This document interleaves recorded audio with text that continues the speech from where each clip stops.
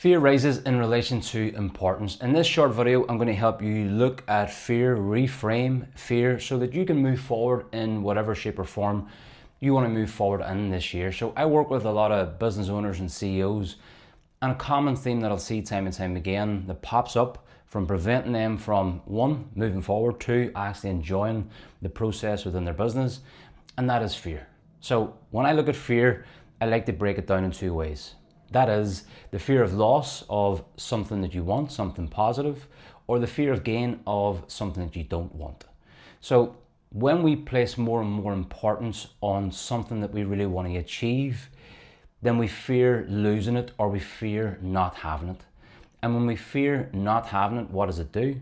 It creates a lot of anxiety. It creates a lot of scarcity. And it takes us out of the present moment. It takes us out of doing the thing that we know that we should be doing every single day. Because if we fear the loss of something or someone, then generally what we've done is we've put it in some way or form up on a pedestal. And when we put someone or something on a pedestal, we usually minimize ourselves. So we think that we aren't what it is that we're looking for, or we compare ourselves to somebody else and we think, I wish I could just be like that person. I wish that I could show up in that way or do those things or have whatever that might be. So that fear, a lot of the times, whether consciously or unconsciously, it'll create a lot of patterns for you. And those patterns, a lot of the times, will repeat. And especially in business, they're often the glass ceiling that you keep hitting your head against. So maybe it's a past experience, something that you experienced in the past before that created a lot of fear and anxiety. Your nervous system learned that.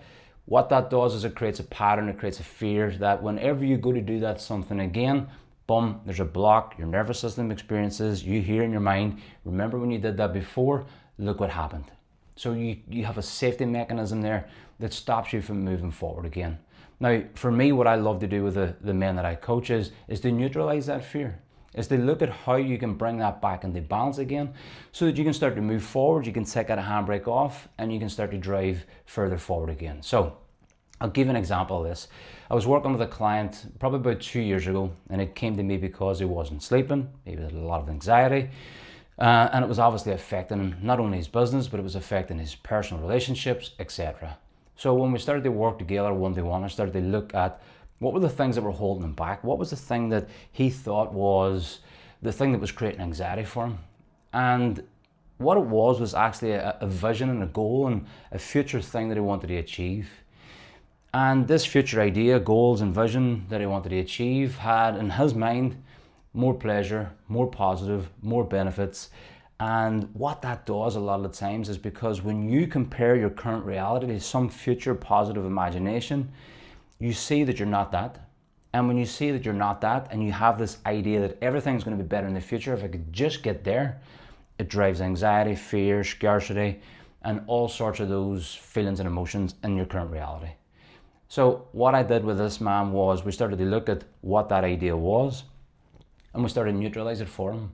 So he was only seeing it as one way, only positive. And what I did as a process is I got him to see it another way. Let's look at the drawbacks, which he wasn't seeing, he wasn't looking at. So we looked at the drawbacks that would be to his purpose, his health and fitness, his finances, his relationships, his family, etc. And he got to see that thing from a different light. He got to see that thing from a different side. What this naturally does is it started to neutralize that future-based imagination that everything would be better in the future, and it started to bring it off the pedestal. And when it brought it off the pedestal, he brought himself back into balance again, because he was now seeing that, right, this thing that I want to achieve, while it's fantastic and it's going to be great, it's going to have two sides and not one side. And that neutralized that fear for him. It brought him back into balance again. And what it gave him was a sense of being centered. And what it also gave him was the ability to get back into his business and do the things that he was needing to do on a consistent basis that actually would lead him in that direction anyway. So he actually found that purpose again, that drive again, getting back into his business to help people again, because he neutralized that fear. So when we have the fear of loss of something that we want to attain because it's only positive, or the fear of gain of something that we don't want to attain because it's only negative, it's wise to look at both sides. You're not going to get a one-sided life. You're not going to get a one-sided goal or a one-sided vision. And what happens a lot of the times is we think that that's what life is going to give us. We think that if we just achieve this thing, that's what it's going to give us. While this isn't about degrading or minimizing your goal and vision, it's about bringing balance back to your mind so that you can see things properly. So the more importance you place on someone or something, and the more importance you place on attaining it, the more resistance a lot of the times you create between where you are right now and the thing that you want to achieve. Have you ever pushed after something so much, strived after something so much, it just seemed to move away? And I like to make this connection between your goals and yourself and where you are in relation to a relationship. Have you ever had a partner or a boyfriend or a girlfriend that maybe sometime you ran after and you were crawling after, and all of a sudden you kept moving away, and then you decided, you know what, that's it, I'm not doing it anymore, and then she started to come back?